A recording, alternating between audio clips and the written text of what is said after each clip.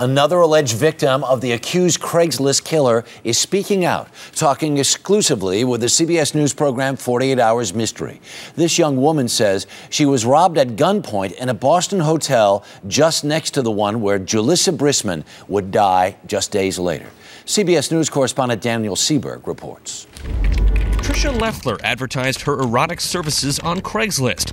She describes meeting a man she identified as Philip Markoff at the Copley Place Westin Hotel. He was tall, good-looking guy. When I first laid eyes on him, I was comfortable. So we went into the room, and as soon as I had closed the door, I turned around, and that's when he pulled out the gun. Leffler says the man robbed her of $800 in cash and credit cards.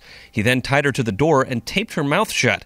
She describes escaping after he left the room. I actually twisted right out of the ties and took the tape off my mouth, and I waited for probably about a minute and looked down to the hallway just to make sure he wasn't standing out there, and then I went to the room next door. Leffler says police took her case seriously from the start and recalls meeting with them again a few days later. And they gave me a piece of paper with a picture on it. And I said, "Ooh, this is a really good picture of him. Where did you get this?" They said, "Is that the guy that robbed you?" I said, "Yes." They said, "How do you know?" I said, "He's wearing the same exact clothes." I said, "Is this from the surveillance from the same night?" And they said, "No, that's actually from the Marriott." And I kind of looked at him funny, and he was like, "There was a girl murdered there last night, and we think it's the same guy." And my heart just dropped. Daniel Sieberg, CBS News, New York. And joining us now from Boston with exclusive information about a jailhouse meeting between Markoff and his family, Boston Herald reporter Dave Wedge, who broke the story. Good morning, sir. Good morning, Harry. How are you? When did this visit take place? This occurred on Friday. It was an emotional day in the jail. Philip Markoff received a visit from his mother and father, and as well as his brother and his sister-in-law. And during the meeting with his brother and his sister-in-law, basically Mr. Markoff broke down. What were some of the things that he allegedly said to his family? Sure. Our source tells us that he said to his brother and his sister-in-law, "You guys can forget about me.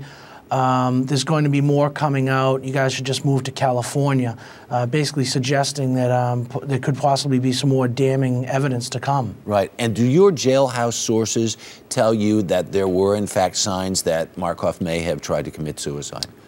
Yes, he is on suicide watch. He's wearing a protective suit. There were some markings around his neck that are consistent with someone who has tried to hang themselves. Then there's this other part of the story that Markoff apparently said to his family that there may be other news coming out. What can you tell us about that? Well, that's something, obviously, we're following closely. We're not sure what he was referring to there, but there has been some reports about links to another crime in Rhode Island, but it could be referring to something that none of us know about yet, possibly more victims, possibly some more deviant behavior, or more evidence to come. And we just played this interview with a woman who says that she is absolutely sure that it was Markoff who attacked her. As you listened to that, what did you think?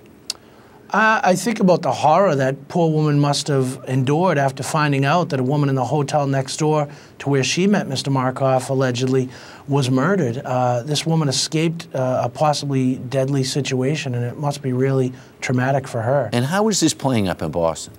Obviously, it's a national story. It's chilling that this young man was, by all accounts, a good student, a medical student, good member of the community.